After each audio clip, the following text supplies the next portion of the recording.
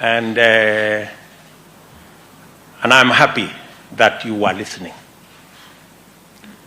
And because you are listening, today you have made a very positive statement on matters for Fuliza. First, I am very happy that between 4 and 5 million Kenyans will, by beginning of November, they will be out of the blacklisting. That is very important.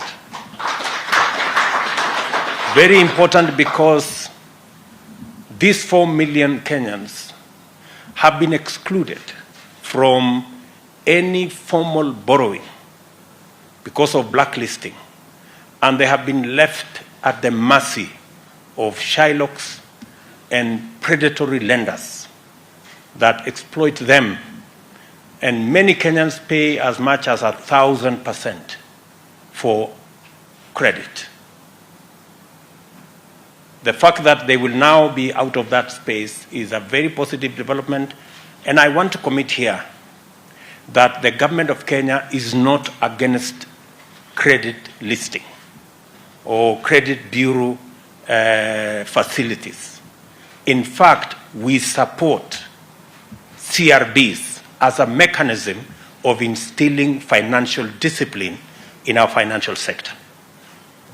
What we are asking, and I think we are on the same page on this, and I've had a long conversation with the governor, what we are asking is we don't want credit listing to be an all or nothing, in or out engagement. We want credit listing to be a facility that gives everybody a chance to be their best in their own time.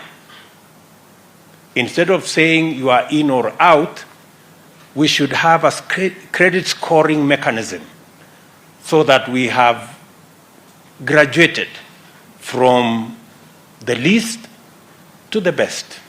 And everybody can have a chance. Even if you are somewhere at the bottom, you can always walk your way up as you learn the ropes in the financial sector. So I am happy Governor has told me they are having engagement with the CRBs so that we can change the credit listing mechanism.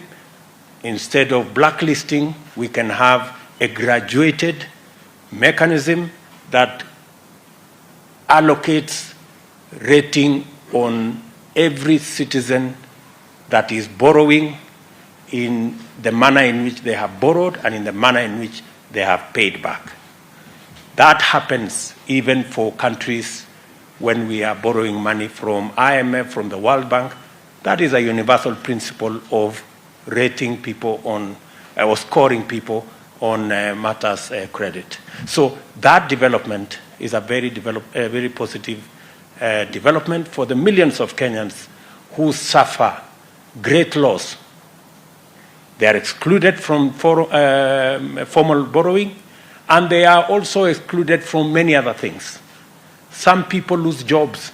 Some people lose opportunity to be hired because when they are asked to bring their credit listing status, if you are blacklisted, then you are told you are not a very good person.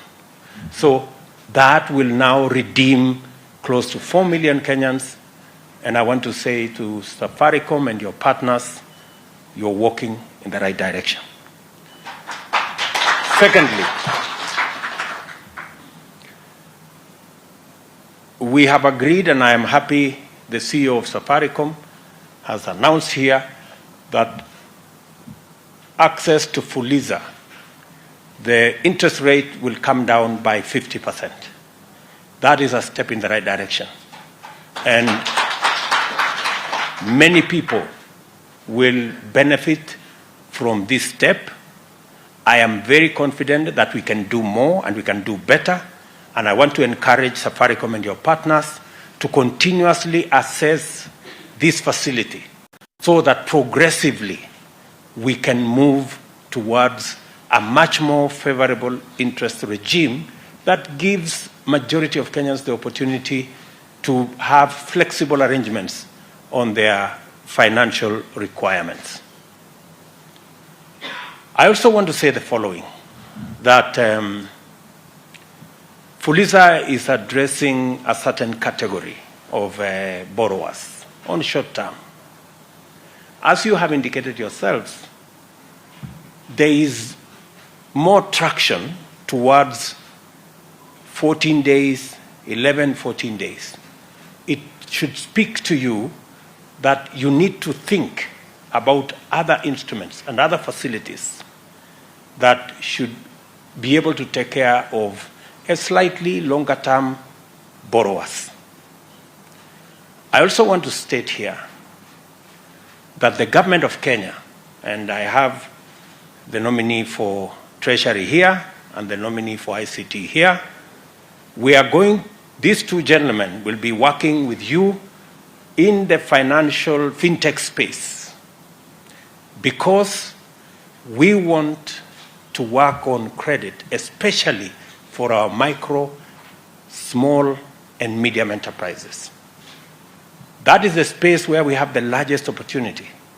That is the space that employs almost 80% of our population, and yet they are constrained by access to credit. I have listened to many of them in the campaign trail. I was giving these good people an example of Shiko in Ruaka Market and her team. They borrow 1 million shillings every day, and they pay as high interest as 10% per day, which translates into 3,600% per year. Shiko and her team, they don't want free money. They are telling me, Mr. President, can we pay the same interest that Kenya Breweries is paying? Can we pay the same interest that the big companies are paying? That's all they're asking, and I don't think it's too much to ask.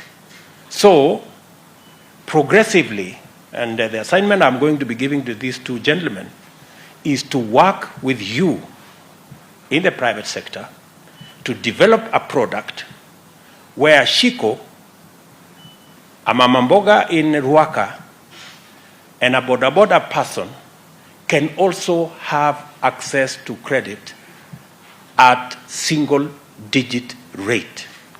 And I am willing to work with you in a public-private arrangement so that we can mitigate some of the risks that come with lending to that category of Kenyans. I am very confident. I am very confident that if we give Shiko and her team, and many of them in Kenya, the opportunity to borrow at single-digit interest rate, they can double, if